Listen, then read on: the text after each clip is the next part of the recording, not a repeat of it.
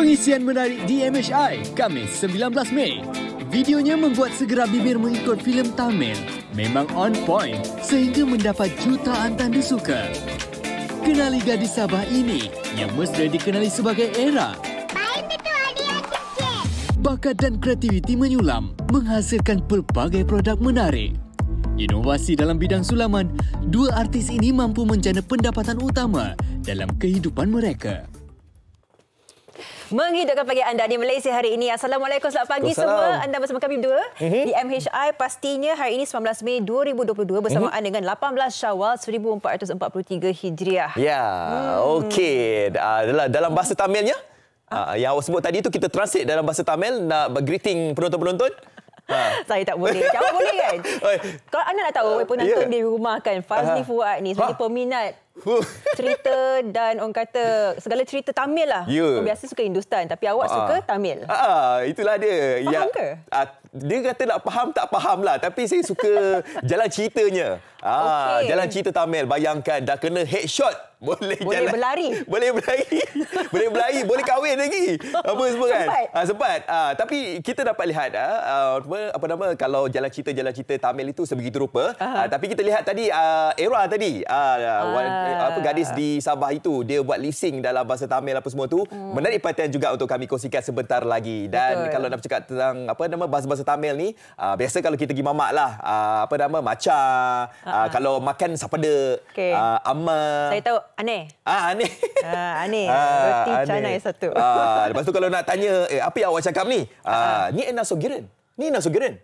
Apa yang awak cakap ni? Awak nak ke mana? Awak nak ke mana? Nak pergi mana tu? Tak. Banyak yang kita nak belajar nantilah. Jadi Era pastinya menjadi sensasi di TikTok dengan 400 video, bukan 400 video bertemakan lip sync bahasa Tamil, Hindi dan juga Malayalam. Mempunyai 7 juta like di TikTok. Hebat tak hebat? Beliau akan kita bawakan untuk kita belajar sikit sebanyaklah. Dia lip sync ke dia faham maksud? Yelah. Ini dia kita dapat lihat dekat TikTok, macam Sofia katakan tadi, dah lebih daripada 7 juta like. Dan kita sebenarnya kagumlah melihat apa nama tindakan adik Era kita ni. Kalau nak buat ni susah tau.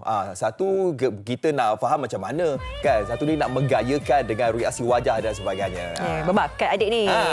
Okey, kita bawakan Era sebentar saja lagi. Dan bukan itu saja, kita nak memberikan sedikit orang kata semangat lah. Bagaimana kita boleh menjadikan passion, minat kita sebagai sumber pendapatan. Macam Fazli Fuad, dia pandai bercakap. Jadi dia jadikan sebagai kerjaya. Tapi bukan bercakap saja boleh jadi kerjaya, tetapi antaranya adalah seperti sulaman. Rasa ramai yang penonton kita boleh menyulam ni. Betul. Sulaman ni dia banyak benda lah yang boleh kita buat sulaman ni kan. Kait-mengait ni lah. Kita boleh buat sulaman berbentuk beg tangan. Kita boleh buat sulaman, kalau kita lihat sebentar lagi tu ada patung-patung yang comel kan. Dan ini sini saya rasa mereka ini buat tak kala tempoh hari PKP. Jadi mungkin mereka ni mengambil inisiatif tak tahu nak buat apa ataupun ada bakat kan. Jadi masa yang terluang tu untuk mereka boleh menjadi pendapatan. Jadi bakat-bakat ini kita tampilkan sebagai sumber inspirasi lah. Sebentar lagi. Ini kena survival mode. Antara salah satunya bernilai RM3,000 saya baca artikel. Satu seni sulaman tu harga sehingga mencecah RM3,000. Bayangkan, inilah sumber pendapatan yang kita sedang bincangkan hari ini. Itulah RM3,000 tapi nak siapkannya tu ambil masa berapa lama? Sebab kalau saya tengok kena orang tu yang mana mengait-ngait ni kena bersabar. Kan, nak marah tapi kena sabar. Okey. Dan kita bercakap tentang Era tadi kan. Kita nak anda mengenali dia sebentar saja lagi, tapi kita tengok dulu apa yang tertera di meja medsos kita pagi ini. Ini kita kenakan pengacara Malaysia hari ini. Ramai. Segak semua orangnya. Okey. Ini yang pertama, kerajaan memasukkan serta-merta AP untuk bahan makanan yang dipaparkan dekat sini. Jadi kalau mungkin anda yang terlibat dalam industri ini boleh menarik nafas lega lah ya. Dengan pemasuhan keperluan berkenaan, sesiapa saja boleh mengimport makanan ke negara ini sebagai antarausaha lah untuk menangani isu masalah keselamatan makanan kita ni. Betul. Ini antara orang kata protokol yang perlu dilakukanlah untuk memastikan keselamatan makanan kita. Okey, dan yang di sini jualan data 22 juta rakyat Malaysia bukan milik JPN. Baik, ini dikatakan oleh Jabatan Pendaftaran Negara mengatakan mempunyai mekanisme tertentu untuk mengesahkan data yang dijual itu bukan daripada JPN, seperti ada kes-kes yang dikatakan sebelum ini membabitkan agensi yang diberi ruang untuk terima maklumat, tapi itu semua tidak benar kerana dikatakan keselamatan data itu terjaga. Siasatan sedang dilakukan dan data yang dijual itu adalah koleksi penjual daripada sumber-sumber lain. Sepastinya penjualan data peribadi ini satu yang diwar-warakan oleh semua orang kan, Fad. Ramai yang tak sukalah. Kadang dikatakan orang kata privasi kita itu boleh dipertikaikan. Ya, okey. Tapi untuk permasalahan sekarang ni, BRM sedang menjalankan siasatan dan tiada sebenarnya unsur-unsur ketirisan berlaku. Okey, baik, kita nak lihat ini dia yang juga untuk kita kongsikan pada esok hari sebenarnya, terutama kita pada esok hari. Kita nak bawakan ini disangka autisma, rupanya dua anak hidap MPS. Ibu bapa perlu untuk tahu tentang penyakit jarang jumpa dan diagnos boleh makan masa selama 2 tahun. Kalau kita lihat dari segi fizikalnya, mungkin kita dapat ada lihat sedikit perubahan dan di mana dua anak ini disahkan mengalami sindrom Hunter. Sindrom Hunter ni memang penyakit jarang jumpa di mana ianya mempunyai masalah kekurangan enzim yang menghalang badan daripada memecahkan gula. Jadi segalanya akan kami bawakan pada esok hari berkaitan dengan masalah ini. Sedang faham, contohnya 8 tahun usianya tetapi pertumbuhannya tidak sekata mungkin pada usia 3-4 tahun saja. Jadi kita akan perincikan esok supaya kita sebagai bapa ni mengenali antara penyakit-penyakit yang cukup rare ini supaya kita lebih cakna dengan pembesaran anak kita. Ya, okey. Alright, daripada pengisian dari meja Maxos, kita nak bawakan kepada anda semua yang tadi itulah era tadi tu dari Sabah tu kan. Jadi untuk anda semua yang ingin mengenali dengan lebih rapat, nak lihatlah ni kita dah compilekan kompilasi antara lip sync ada era ini. Jom kita saksikan. ஒன்னு பார்த்த நேரம் ஒரு பாட்டெடுத்து பாட போணும் உன் கண்ண பார்த்த நேரம் நல்ல வேலை வெட்டி செய்ய போணும் வாங்கடா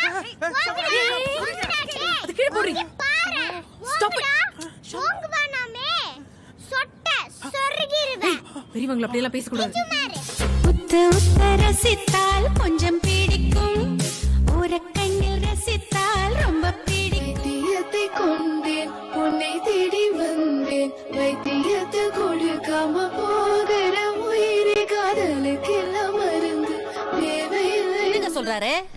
சொல்லு ராரா. என்னடா சொல்றான்? என்னங்க சொல்றான்? என்னதான்டா சொல்றான்? இது ஒண்ணுமே பேசல மக்கே பயந்துட்டு ஓடியாந்துச்சு.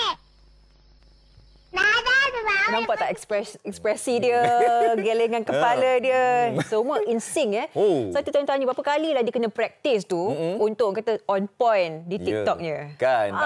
Dan nak buat tu macam saya cakap tadi bukannya senang. Sebab nak bagi nampak real tu bukannya satu perkara yang mudah kan. Okey, terus saja kita nak bersama dengan Nor Era Faridah Nishadin yang berada di talian sekarang ini. Assalamualaikum, selamat pagi. Waalaikumsalam, selamat pagi. Selamat Raya. Selamat Raya. Selamat pagi. Bahasa Tamil apa selamat pagi? Kalai vanakkam. Wah, okay. Mungkin lah, mungkin. Jadi Era asalnya orang Sabah kan? Memang betul, awak tahu dan boleh berbicara dalam bahasa Tamil ke bagaimana? Ke sekadar lip sync saja? Kalau ikut betul saya faham sikit. Okay. Kalau cakap tu bolehlah yang basic. Yang macam Yenper Era Farida, macam எனக்கு sabar irke macam tu, simple, yang simple je. Yang simple-simple lah kan. Okey. Kenapa agak aja memilih untuk membuat lip sync dalam bahasa Tamil ni? Macam saya sendiri, sebab saya ni lebih gemar untuk lihat video Tamil, tapi tak ada kesempatan nak buat lip sync macam Era kita ni. Mungkin satu sebab mungkin suka cerita Tamil, ataupun mungkin ada salah silap keluarga mungkin yang ada juga darah-darah ke? Actually, bapa saya orang India. So, mama saya orang Brunei. So, maybe disebabkan tu kami di-expose lah dengan cerita Tamil, India kan.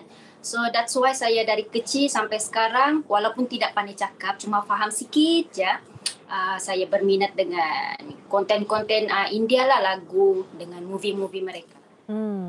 Era pernah sangkakan tak? Yelah, memang dah didedahkan sejak kecil, tengok filem, cerita Tamil dan sebagainya. Tapi bila dah kata besar, dewasa ni, jadikan konten sebagai di TikTok pula dan menjadi tular, sensasi, viral.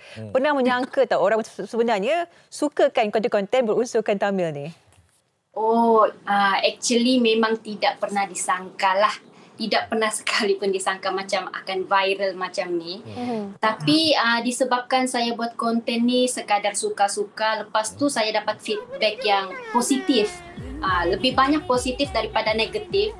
So, saya suka lagi macam suka menghiburkan orang dengan konten-konten yang saya buat.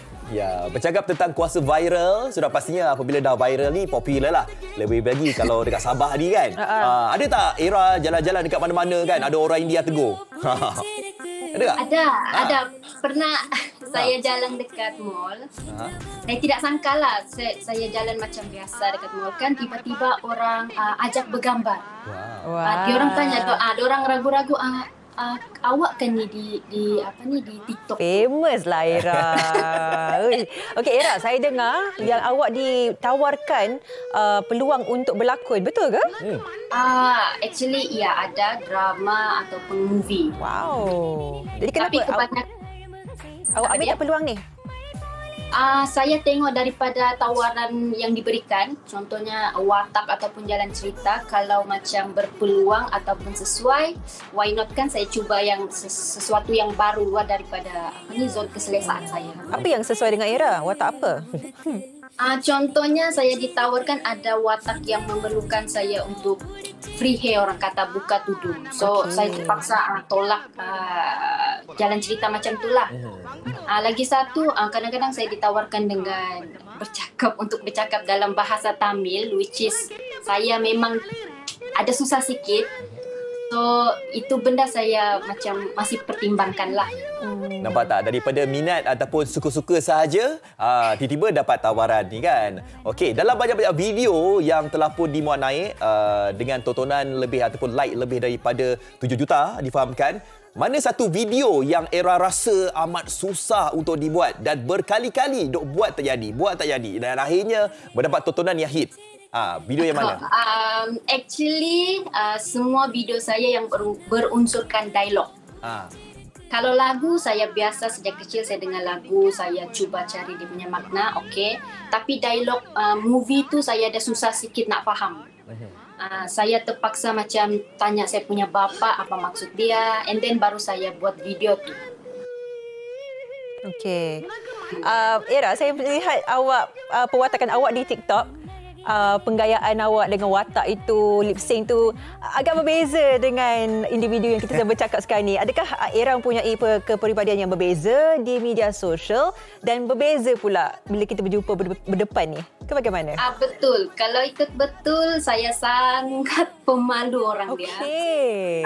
Sebab tu kalau kita boleh nampakkan dalam video-video saya, jarang ada saya buat dengan orang lain. Sebab saya lebih selesa buat sendiri sebab saya malu. Even kalau family saya tengok pun saya buat TikTok kan, saya rasa macam tu. Itulah, ada orang memang macam tu Sofia kan, apabila seorang-seorang ni berani. Tapi apabila bercakap depan orang ramai ataupun nak melakonkan balik tu susah. Macam kita lah. Kita kalau jumpa depan kita malu. Depan TV nampak ramah. Sama, kita sama Era, kita sama. Okey Era, harapan awak mungkin dengan orang kata fame, orang mengenali awak di TikTok dan sebagainya, adakah akan mencari peluang lain untuk dijadikan punca pendapatan ke selepas ini? Ada tak niat macam tu? So far saya tidak ada macam perancangan apa-apa sebab saya just ikut flow, orang katakan. Kalau ada peluang diberikan, saya cuba. Cuma sekarang ni saya tidak ada perancangan apa-apa lah. Saya just nak hiburkan orang dengan konten-konten saya. Okey. Dan kita harapkan selepas ini Era dapatlah kata tu membuat video-video yang mungkin boleh memberikan inspirasi, boleh memberikan manfaat lah kepada kita semua ni kan. Okey. Boleh panggil Abang Fat. Dia boleh cakap Tamil. Ajar nanti kan. Combo. Okey. Terima kasih Era. All the best. Sama. Okey, thank you. Terima kasih. Siapa menyangka kan kadang-kadang kita buat konten di TikTok ni kita tak fikir panjang pun, bersonok saja, tapi bila dah orang kata dikenali atas satu genre itu, mungkin boleh diolahkan menjadi sumber pendapatan lah, lakonan ke apa kan. Why not? Kan? Siapa sangka kan daripada kita buat secara suka-suka, tiba-tiba dapat offer dan sebagainya pula kan. Okey, jadi anda semua mungkin boleh lepas ni fikir apa konten nak buat nanti kalau ada akaun TikTok. Okey, selepas ini kami nak bawakan khas untuk anda semua. Tadi kita dah pun menyentuh berkenaan dengan sulaman, anyaman dan sebagainya. Jadi segalanya di Malaysia hari ini selepas ini.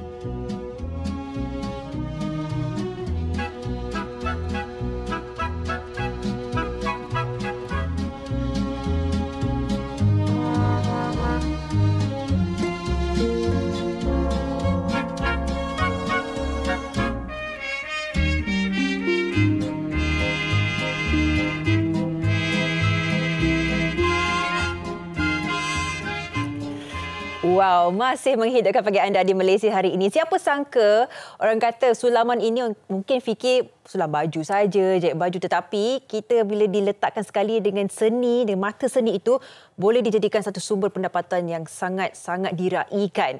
Saya terus bersama dengan tetamu saya hari ini, Puan Rifa Syariah Abdul Rashid, artis sulaman kanvas. Puan Rifa, Assalamualaikum. Waalaikumsalam. Hari ini Puan Rifa dah bawakan segala kata kerja hasil seni Puan Rifa. Mungkin nak kongsikan sedikit sebanyak. Kita fahamkan masa semua ini ketika PKP bermula. Macam mana permulaan journey ini? Ya.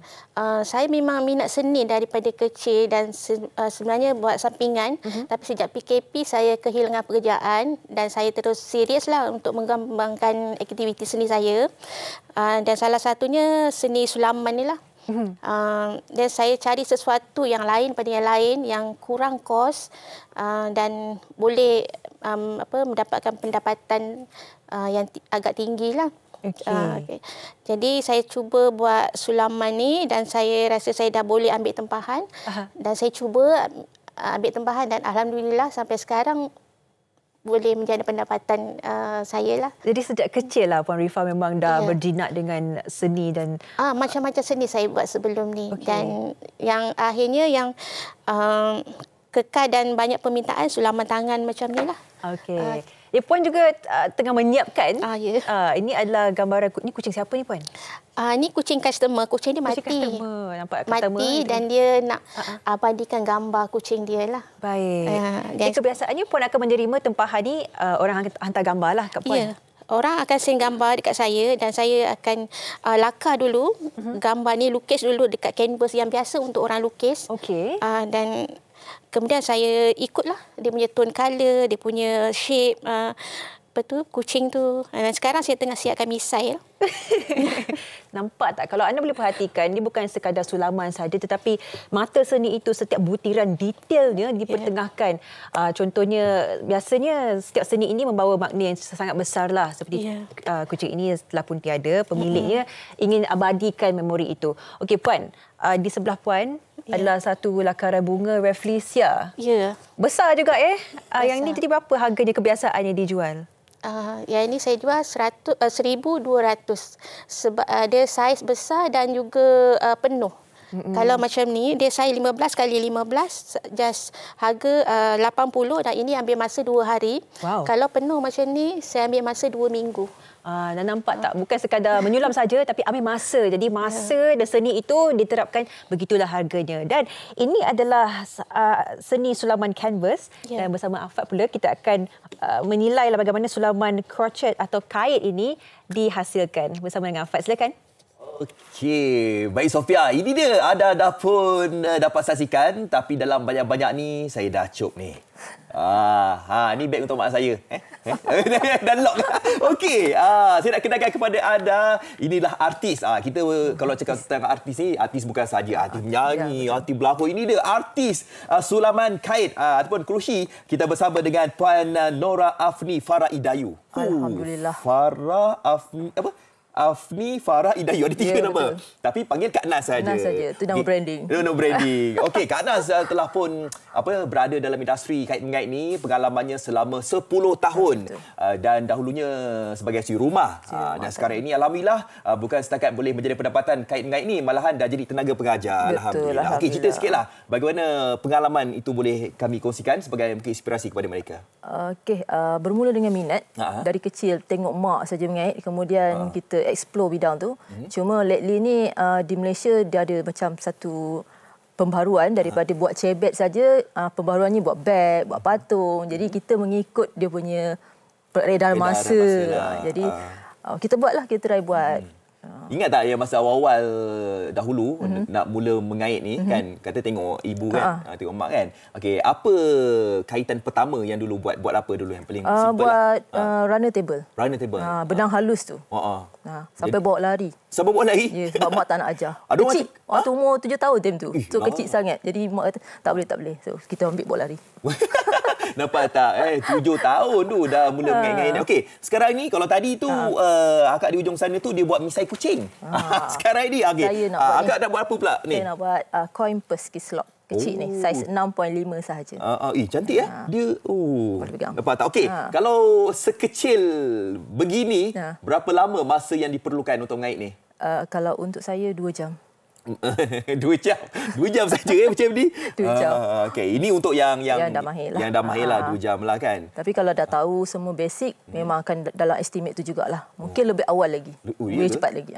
Tapi kalau saya ni berhari-hari, berbulan-bulan ni mungkin kan. Okey, harga pula bagaimana? Sebab kalau kita lihat macam gambar bunga Rafflesia di ujung sana tu 1,000 lebih katanya.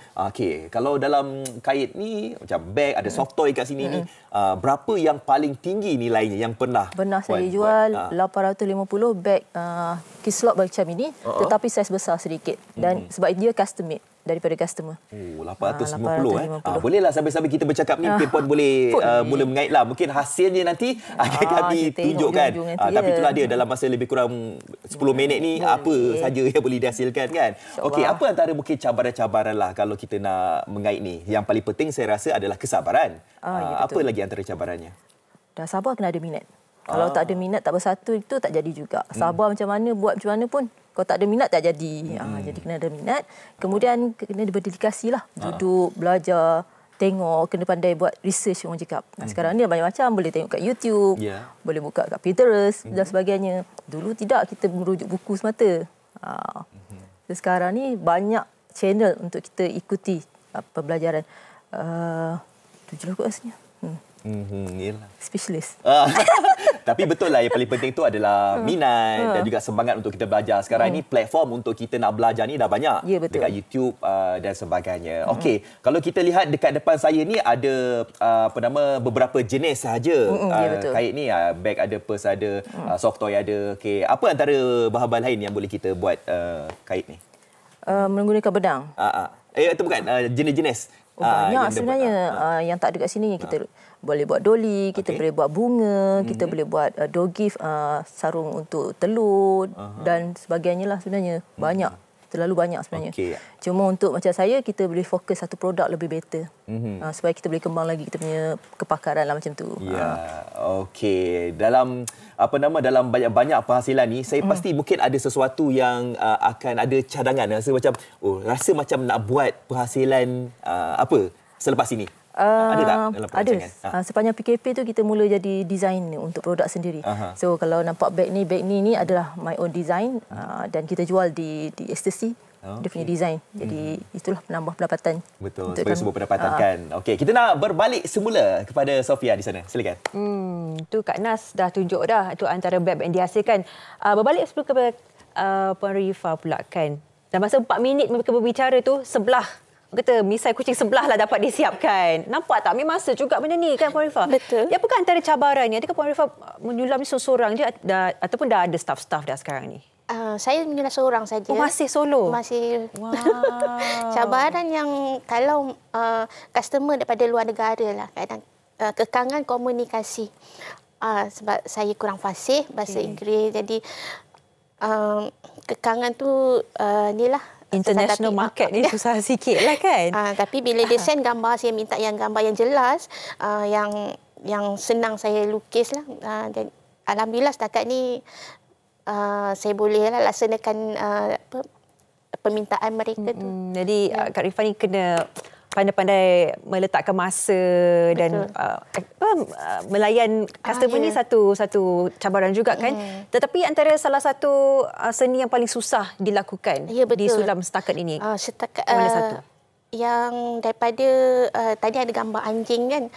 Itu daripada customer USA. Jadi di anjing yang gambar yang dihantar tu kurang jelas dan kekangan komunikasi yang kurang kan. Jadi macam mana pun saya laksanakan jugalah, saya usahakan jadi sampai berjaya dan dia berpuas hati. Kak Rifah, yang Rottweiler tu lah yang harga RM3,000 tu kan? Anjing 4 ekor atau 3 ekor anjing. Wah, anda boleh bayangkan ya betapa orang kata mungkin ada yang melihat seni sulaman ni biasa-biasa sahaja, tetapi orang kata apabila nampak seni kita tu sehingga kepasaran antarabangsa pula kita boleh menceburi bidang ini. Okey Puan, bagi mereka yang mungkin sedikit rasa terinspirasi lah, minatnya, suka menyulam, boleh buat bisnes pula tu, apa yang Puan boleh sampaikan sedikit sebanyak kata-kata semangat lah untuk mereka mula melakukan dan menjual bakat mereka ini. Silakan Puan. Pertama sekali kena sabar. Sabar? Ramai yang tanya saya nak belajar. Saya tanya, first time saya tanya, awak sabar tak? Itu soalan cukup mas tu. Benda macam ni dia kena sabar, kena tekun, dan usaha. Ada minat dan bakat saja tak cukup sebenarnya. Okey. Dia ada kena kesabaran dan ketekunan dan baik. Macam contohnya macam ni kan, dia ada detail-detail dia. Macam bulu tu kena sama, corak kena sama, macam itulah. Saya rasa nombor satu saya kena belajar dengan Kak Rifah adalah kesabaran lah. Betul. Macam mana kita nak marah tapi kena sabar. Okey, Afad, awak sabar tak Afad? Boleh tak? Saya memang nak marah ni tapi kena sabar jugalah kan. Betul, saya setuju apa yang dikatakan oleh Puan tadi tu. Setakat minat saja, setakat bakat saja tak mencukupi. Yang paling penting perlu ada kesabaran. Okey, Kak Nas sebagai penutup segmen kita pada hari ini mungkin nak kongsikan tentang mungkin harapan lah dan juga mungkin kita nak mengangkat seni ini ke persadiaan antarabangsa, macam mana nak menarik minat untuk khususnya golongan-golongan belia juga untuk menyertai aktiviti sulaman ini. Okey, yang pertama tentulah kita nak menjana pendapatan. Okey, minat, lepas tu kita jana pendapatan, dan satu juga krusi ini adalah satu terapi untuk kita. Macam saya sendiri, saya ni ada masalah, orang cakap cepat panas. Temper lah macam kan. So bila menghadap ni saya boleh reduce saya punya temper tu lah. Jadi saya menganggap krusi ini sebagai terapi, dan sepanjang saya mengajar juga memang saya ada jumpa orang-orang yang ada bermasalah.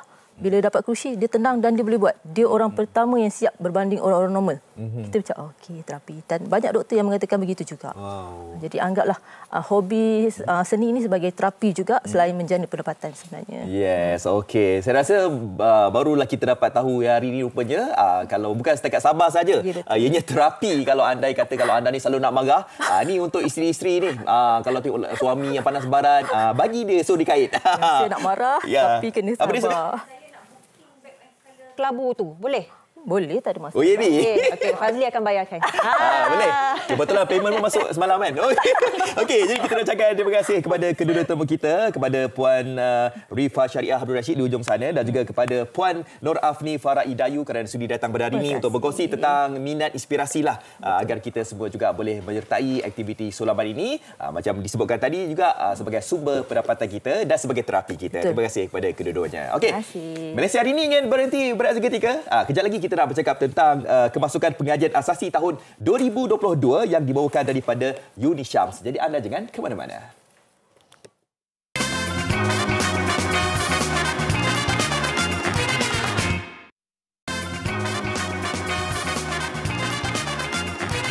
Okey, kembali lagi pastinya di Malaysia hari ini. Selamat berpuasa kepada anda semua yang mungkin berpuasa 6 pada hari ini. Okey, seperti mana yang dikatakan tadi, kita nak bercakap, mungkin ada di antara kita atau mak ayah kita ni yang macam bercadang, kita nak masukkan anak kita ke mana?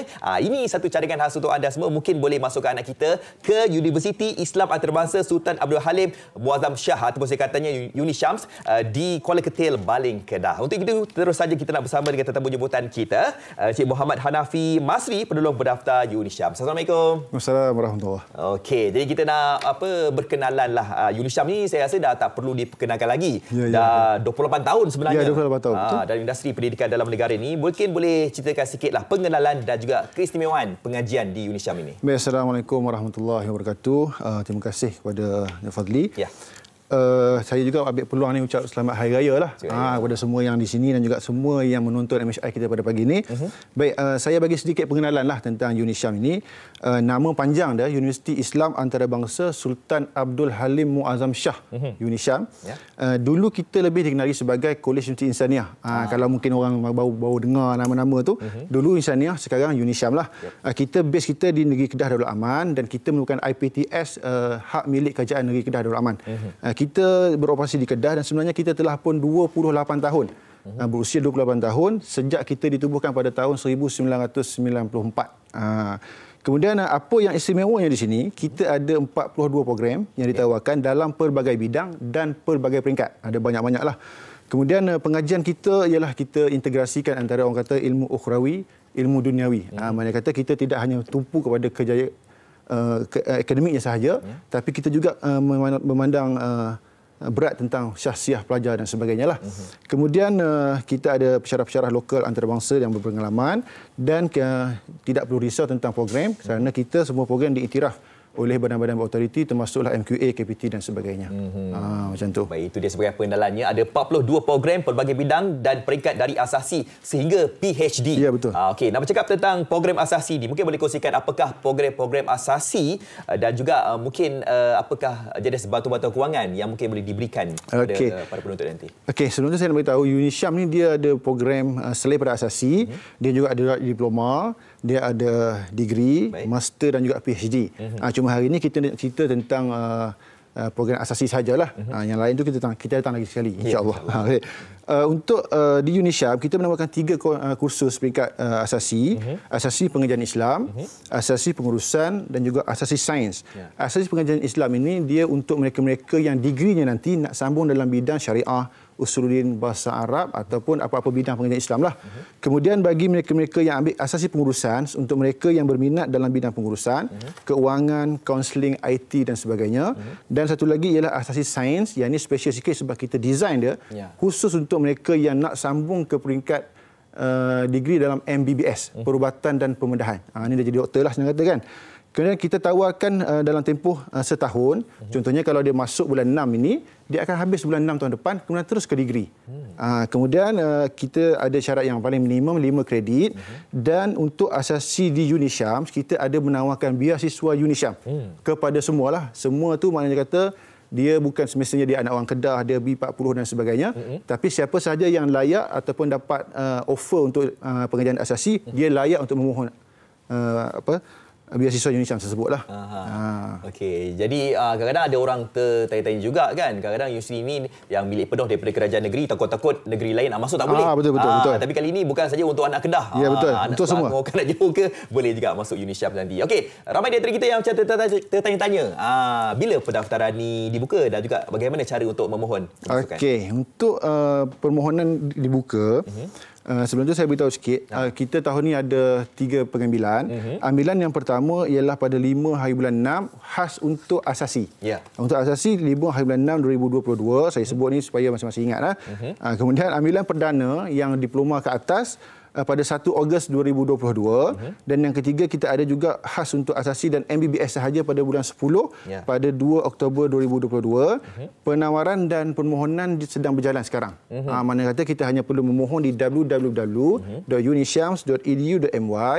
Boleh mohon sekarang menggunakan keputusan percubaan sahaja pun tak ada masalah. Sebab SPM dia tak keluar lagi sekarang.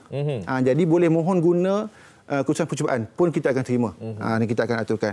InsyaAllah kalau nak maklumat lebih lanjut, boleh follow kita di platform-platform media sosial kita, unishams.official, sama ada di Facebook, YouTube, IG, TikTok, ataupun kalau siapa-siapa yang suka main WhatsApp lah, boleh WhatsApp terus kita 018-929-6150. Sikit Boleh. Okey. Untuk tahun ni kita meletakkan kita punya yuran pendaftaran minimum hanya RM100 saja. Untuk nak daftar sebagai pelajar hanya RM100 saja minimum. Kemudian untuk sebarang maklumat lanjut kita boleh hubungi terus kalau bahagian asasi di 04-415-5561. Kalau yang masih lagi fikir-fikir nak ke tak nak minta maklumat lanjut lagi dan sebagainya, boleh hubungi kami di maklumat-maklumat yang saya beri sebelah tadi lah. Macam tu. Jadi sekali lagi saya nak kongsikan kepada anda semua, untuk anda yang ingin belajar di UniSyams, bukan saja ada program asasi, malahan ada diploma, ada sarjana muda, ada master dan juga ada PhD yang ditawarkan. Dan untuk pagi ini kita sedang mempromosikan untuk anda semua yang ingin memasuki ke pihak peringkat asasi pengajian Islam, asasi pengurusan dan juga asasi sains. Dan segalanya ada bantuan kewangan dan juga ada beasiswa untuk anda semua. Okey, jadi terima kasih diucapkan kepada Encik Hanafi. Jadi anda semua bolehlah kata orang tu berkira-kira untuk masukkan anak kita mungkin ke UniSyams ataupun diri kita sendiri ni pelajar untuk masuk ke UniSyams nanti. Baik, terima kasih Encik Hanafi. Okey, kita nak bersama dengan Sofia di ujung sana. Silakan Sofia. Terima kasih Afad. Kita telah pun rangkumkan berita dunia bagi anda dan selepas ini kita akan melihat fokus kita terutamanya di kompilasi emas pertama negara di Sukan SEA Vietnam 2021 dan juga Perdana Menteri kita menyertai sidang kemuncak khas ASEAN Amerika Syarikat. Jom kita saksikan bingkisan ini.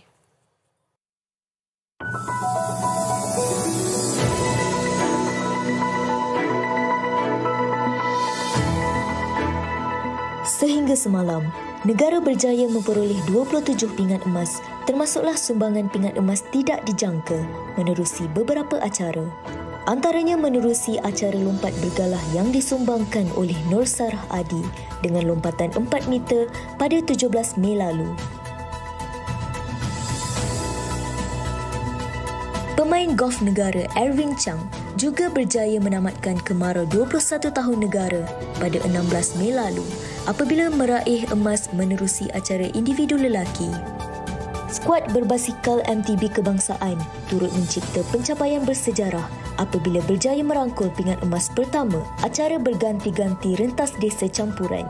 Pasukan yang dibarisi Ahmad Syazrin Awang Ilah, Zulfikri Zulkifli, Nur Ashira Zainal Abidin dan Natasha Sun merekodkan masa 1 jam 23 minit dan 14 saat sekaligus menghadiahkan Malaysia pingat emas ke-20.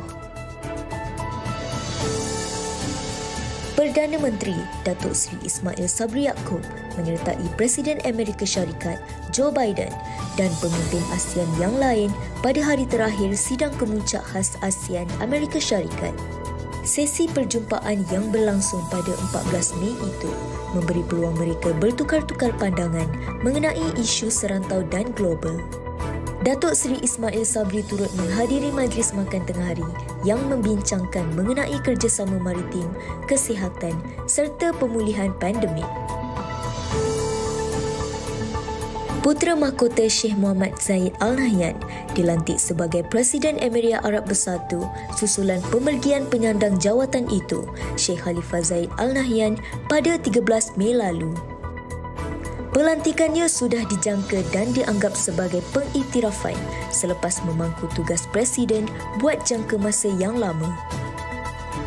Di bawah pimpinannya, UAE berjaya menghantar angkasawan ke angkasa lepas, meneroka planet Marikh dan membuka reaktor nuklear pertamanya.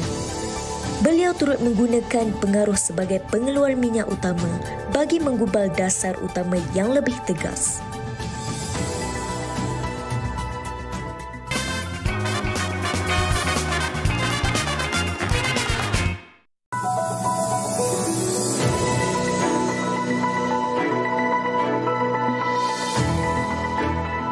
Sehingga semalam, negara berjaya memperoleh 27 pingat emas, termasuklah sumbangan pingat emas tidak dijangka menerusi beberapa acara. Antaranya menerusi acara lompat bergalah yang disumbangkan oleh Nur Sarah Adi dengan lompatan 4 meter pada 17 Mei lalu.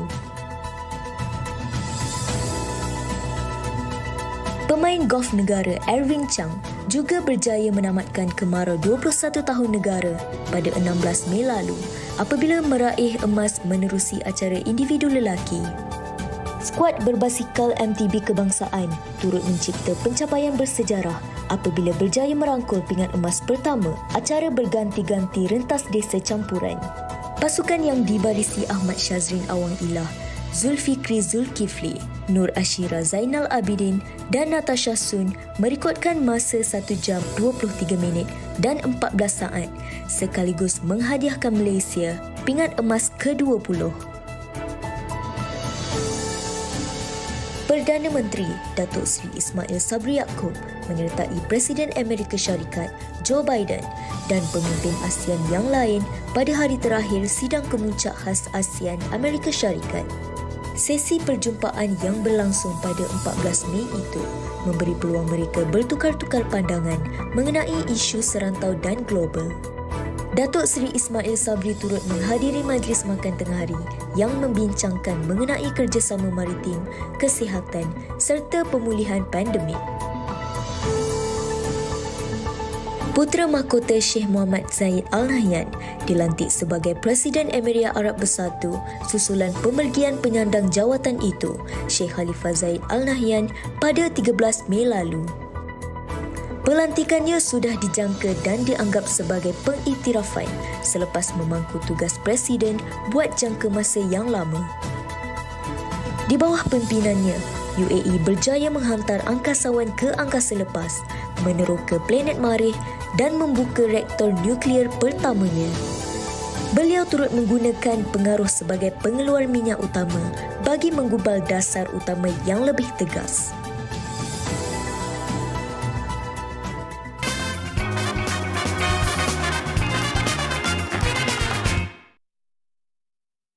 Tehbo, warnanya yang cukup pekat serta aroma yang memikat. Seperti menikmati kesegaran kebun teh Cameron Highland. Tehbo, lebih kau, lebih Selamat Hari Raya Aidilfitri daripada Bo.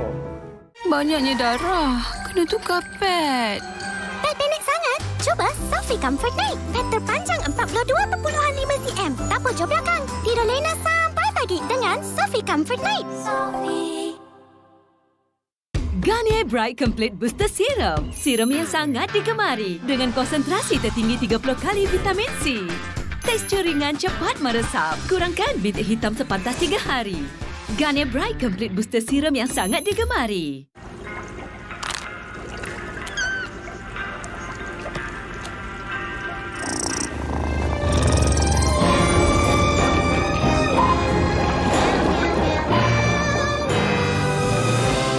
I'll always be here to support you.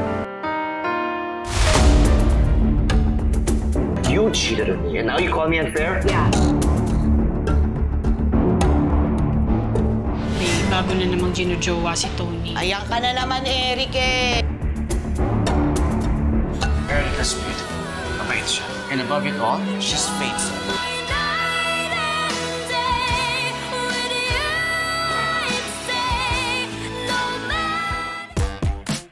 Cik Mai dah tahu dah. Inilah negeri pelik.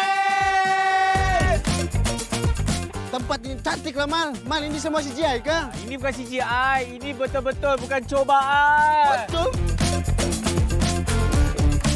Hari ini kita ada jual es krim, ada coklat strawberry, blueberry, kedua apa nak apa, bang? Siapa head?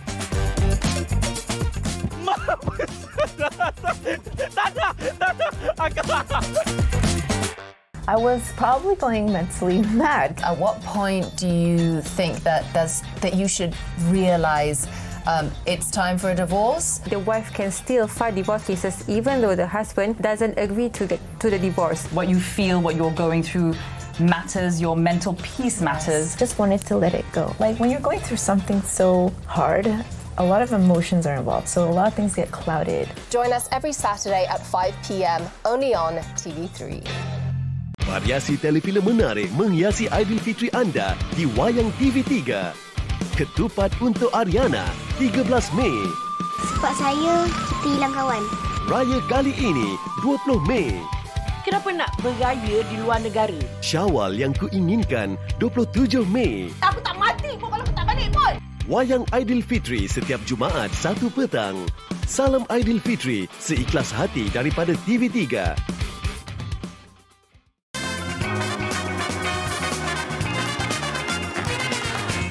Okey, Malaysia hari ini kini kembali ada lebih kurang dalam 10 minit lagi untuk kita terus bersama dengan anda. Okey, tak apa, berlengah banyak masa lagi. Kita terus saja nak bercakap tentang kutipan dana kempen Demi Surauku. Terus saja kita bersama dengan Ustaz Syed Nur Hisham, pendakwah selebriti kita. Assalamualaikum, Ustaz. Waalaikumsalam warahmatullahi wabarakatuh. Apa khabar, Fadli? Alhamdulillah, saya sihat kat sini. Cemburulah tengok rumah Ustaz. Hari-hari tukar warna sofa dan sebagainya. Okey, Ustaz, kita nak bercakap hari ini tentang kutipan dana kempen Demi Surauku, dan saya percaya bahawa sedekah dan juga infak ini merupakan harta kita yang kekal abadi.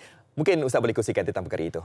Okay, bismillahirrahmanirrahim. Assalamualaikum warahmatullahi wabarakatuh. Terima kasih Fadli dan pada para penonton MHI. Pernah satu hari Rasulullah sallallahu alaihi wasallam bertanya sahabatnya, siapa di kalangan kamu yang sayangkan hartanya sendiri lebih daripada dia sayang harta anak-anak? Jadi para sahabat fikir, kita memang sayang harta kita daripada harta anak-anak. Lalu Rasulullah sallallahu alaihi wasallam menyatakan, harta kamu ialah yang kamu belanjakan. Yang simpan tu, maksud kalau kita sekarang yang dalam akaun tu tak confirm lagi harta kita. Mungkin kita meninggal petani malam ni, besok semua dah jadi hak waris. Yang kita punya ialah yang kita belanja. Yang kita beli makanan, yang kita beli pakaian, yang kita punya adalah yang kita belanjakan. Tu yang kita beli makanan, beli minuman, pakaian ketika di dunia. Tetapi yang berkekalan ialah yang kita infakkan. Dan alhamdulillah, Yayasan Ikhlas melancarkan kempen Demi Surauku. Nak beri peluang kepada masyarakat untuk membuat pelaburan akhirat.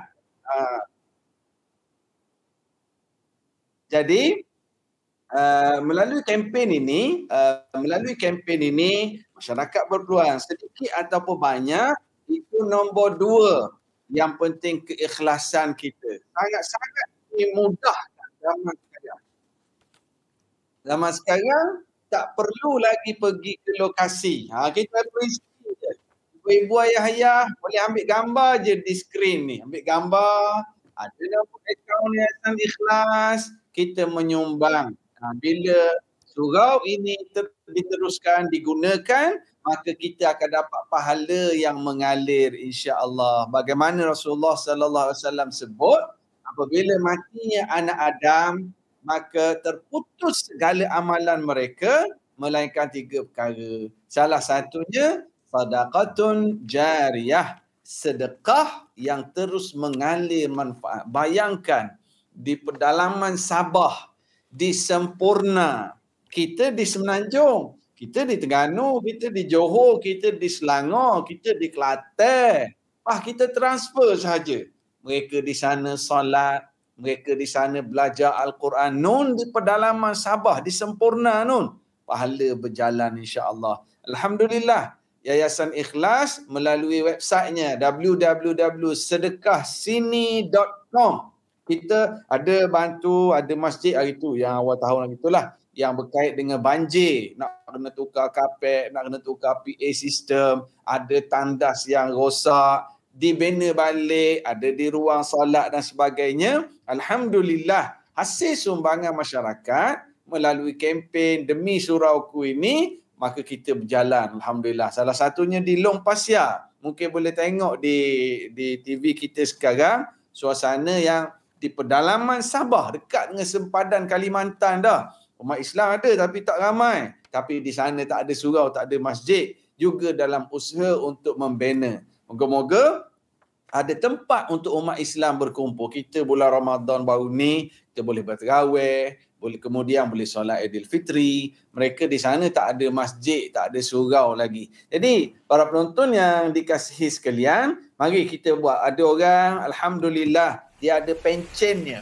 Pencen tu apa Ustaz? Dia kerja berapa puluh tahun, dia kerja berapa belas tahun, berapa puluh tahun, di akhirnya dia pencen. Tapi masa dia pencen tu, duit pencen berjalan masuk ke akaun. Alhamdulillah. Sekarang ni kita macam mana bila kita dalam kubur nanti, pencen apa yang kita nak?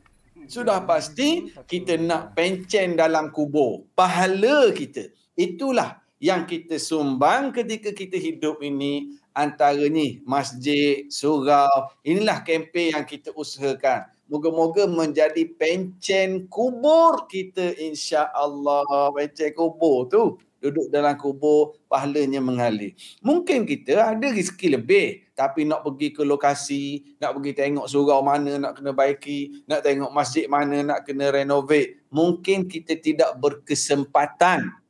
Ada cara ini mudah. Ambil gambar dekat skrin, ada nombor akaun, ada website, kita transfer sahaja. Allahu Akbar. Nak buat pahala di hujung jari. Begitu mudah untuk kita ibadah. Kadang-kadang kita lupa dah kebaikan kita buat ni, tetapi Allah tak lupa. Moga-moga termasuk dalam yang bagaimana disebut dalam surah Yasin. Inna nahnu apa benda? Naktubu ma qaddamu wa atharahum. Inna nahnu nuhyil mauta wa naktubu ma qaddamu wa atharahum.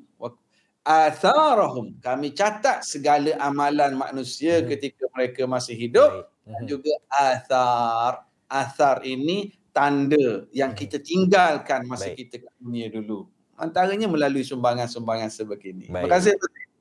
Okey, baik, insyaAllah semoga segala usaha kutipan dana ini dipermudahkan, dapatlah membantu kata orang tu membina masjid dan juga untuk memberi keselesaan dalam pembinaan masjid ini kepada mereka yang berada di hujung dunia kan, kata orang cakap di hujung Sabah tu, di Lower Pengasia dan sebagainya. Baik, terima kasih Ustaz. Assalamualaikum. Assalamualaikum warahmatullahi wabarakatuh. Okey, baik, anda boleh kata orang tu menderma infakkan wang kita itu kepada tabung amal demi surauku yang dibawakan daripada Yayasan Ikhlas. Okey, itu dia pahala kata orang tu kalau kita duit kita ni derma buat masjid ke surau, selagi orang beribadat kat sana tu, selagi itu kita dapat pahala. Mengalir je pahala tu kan. Yeah. Sampai ke hujung hayat kita. Okey, saya nak diwawal kepada anda semua, bagi anda yang pengikut bagi slot Diandra, anda boleh pastikan anda jangan ketinggalan tirai waktu siaran baru pada hari Khamis 8.30 malam selama 2 jam dengan kisah Ada Apa Dengan Saka. Aina dan Madi jatuh cinta pandang pertama apabila Madi mengetahui kebolehan luar biasa Aina yang boleh melihat makhluk halus. Mereka bersama merungkai masalah yang dihadapi oleh Madi dan keluarganya yang sering diganggu oleh makhluk gaib ini. Pastinya jangan anda lupa saksikan drama terbaru Diandra Ada Apa Dengan Saka setiap Khamis jam 8.30 malam, bersiaran selama 2 jam di TV9 dan juga di Astro saluran 149. Cerita ni cerita seram tau. Tapi kalau dengar Sofia duk cakap tadi, orang rasa macam tak takut dah. Kita tarik orang tengok dulu. Takut nanti. Tapi kena tengok Ada Apa Dengan Saka di slot Diandra. Yes, betul. Okey, jadi kita dah sampai ke hujungnya. Esok hari seperti mana yang kita cakap dari meja Maxos tadi tu, kita nak bawakan sebuah keluarga ini, di mana keluarga ini kisah suami isteri menjaga anak sindrom Hunter. Esok akan kami bawakan. Bagaimana cabaran mereka dan apa yang perlu kita tahu berkenaan dengan sindrom ini. Kita bawakan esok di MHI. Terima kasih semua meluangkan masa kita di MHI.